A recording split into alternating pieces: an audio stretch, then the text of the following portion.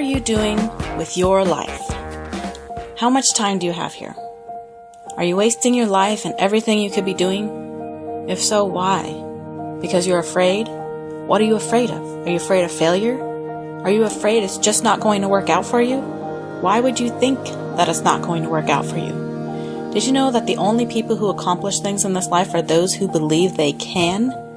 Even you, for the things you have accomplished, the only reason you were able to do that was because you believed in yourself.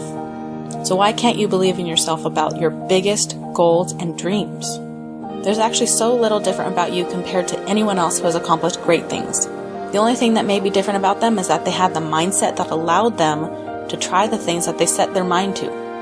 When they came up with an idea, they just did it. If there was an obstacle, they didn't say, "Oh well, I guess I just can't do that. I guess I'll just have to throw in the towel." No, they figured out a way to get over that obstacle. They were resourceful. They took the resources they had and turned it into something that they wanted it to become. Everything is changeable. Your life, your circumstances. You can exchange money for things, time for money, time for accomplishments. You can take things in this world and turn them into a masterpiece, something you desire to come true. There was once a painter who lived in Philadelphia. His passion was to paint grand paintings, and he was very good. He had a natural talent, but he didn't make much money. One day he couldn't afford to buy his canvas and paints. He took a walk, pondering how he was going to be able to paint this idea he had in his head. He envisioned a woman holding her newborn child, big heavy clouds hovering over them, then splitting just enough for rays of sunlight to shine down on them. The vividness he had in his mind, he just couldn't contain it.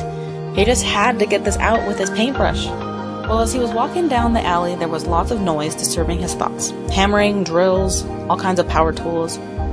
They were renovating one of the houses on the alley. And he was looking up, watching what they had done to the house, and he remembered how bad that house looked before. He admired their work. The house was really coming along. Well, he was about to walk away when just to the side he looked down and there was a giant piece of plywood leaning against the dumpster.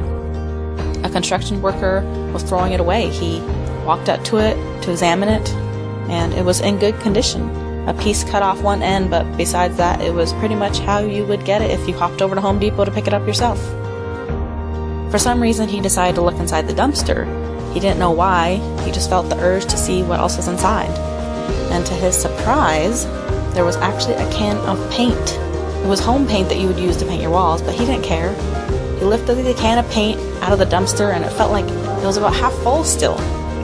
The paint running down the side of the can was a medium shade of gray. A light bulb went off in his head. He ran back home, grabbed a towel, some rope, and his keys, and drove his car back to the dumpster. The man put the towel down on top of his car, flung the plywood up there, tied some rope around it to secure it to his car, and placed the half can of paint in his trunk. He went home, and with the help of a little bit of white and black paint he still just happened to have left, he created a grayscale version of his vision. The woman holding her baby, the clouds parting, the rays of sun shining down on them. And he sold that painting on the plywood for $4,000. Who says you need canvas to paint a masterpiece? After his experience of finding the plywood and paint, he realized that there was a need that could be branched between contractors and penniless painters. Contractors were just getting rid of these spare pieces of plywood, going straight to the dump, and half-full cans of paint of various colors. And there were many artists out there who were struggling to earn enough to buy more supplies. So he started an organization where construction workers could come and donate their plywood, partly used cans of paint, and paintbrushes, and artists could come up and pick up whatever they needed. And it became a really successful nonprofit which art admirers from everywhere donated lots of money to every year. Eventually people also began to donate canvases of every size and acrylic and oil paints of every color, all the various shapes, sizes, and styles of brushes. And all the artists whose passion it was to paint had their needs finally fulfilled because of this one man with one grand vision. What's your vision? It doesn't have to be grand.